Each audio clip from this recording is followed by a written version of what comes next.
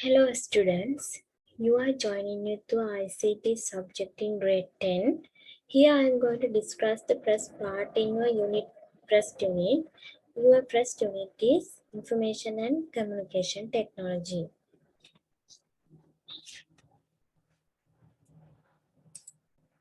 What do you mean by Information and Communication Technology? Let's see what is that.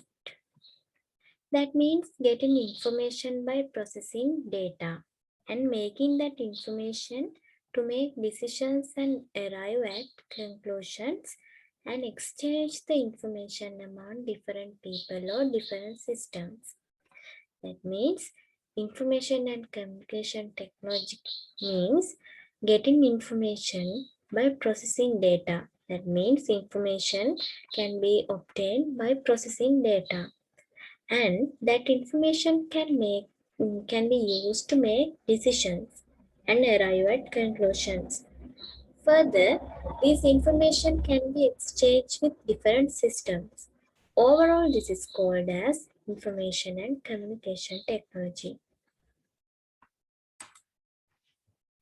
Then I think you have got two words, data and information. These are new words. Let's see what is the difference between this data and information. The numbers, words, images, and symbols which do not bear a meaning is called data. By looking at only a number or a symbol or an image, we cannot take a definite conclusion. We cannot take a definite decision. Such things are called data.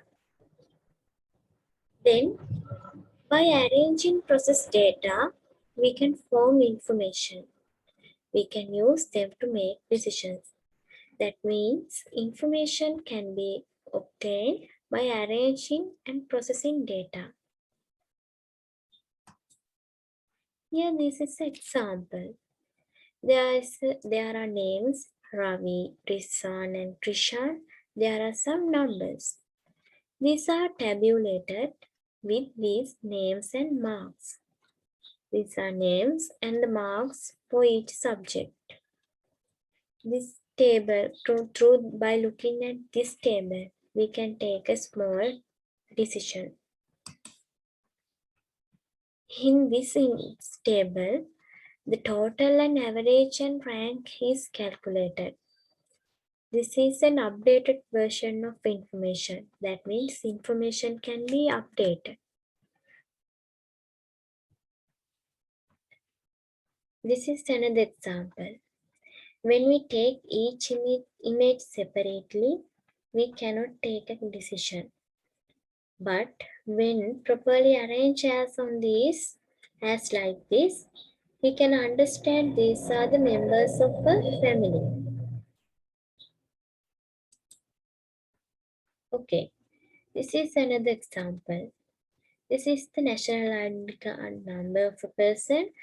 Through this, you can understand, you can get the date of birth and the gender of a person. Here the first two numbers indicate the year of birth of a person. Then the number next to this, that means third number, indicates whether a person is a male or a female. If the number between 0 to 4, it denotes that the person is a male. If the number is between 5 to 9, it denotes that the person is a female.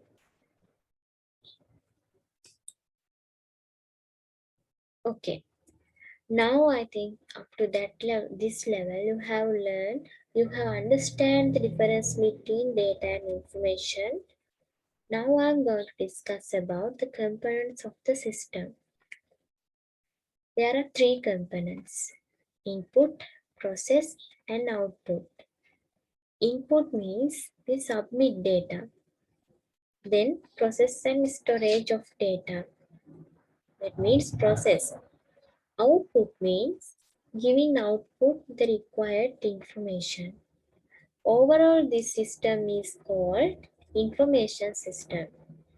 There are some examples in our day-to-day lives. We consider them as information system. Let's see.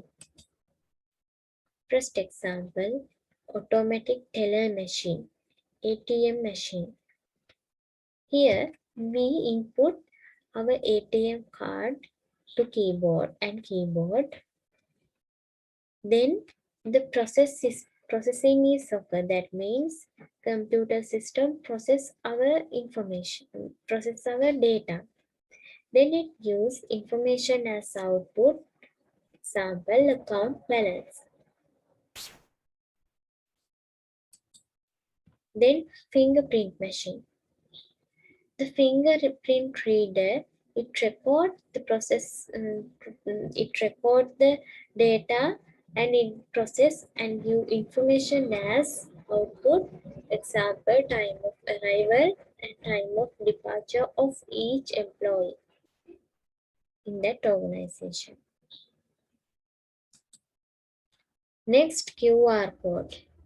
Through this QR code, you can take different information about different things in the internet. That after scanning the QR code by a smartphone and connected to the information internet, you can take further information about that goods.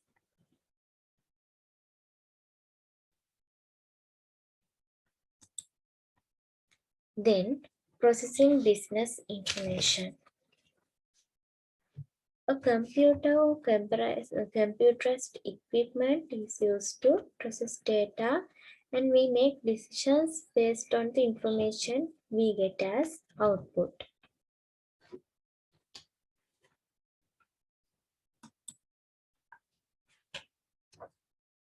Now we have understand what is data and information, what is information communication technology, and what are the components of a system. Here we are going to learn about what is a good quality of information. What are the qualities of information?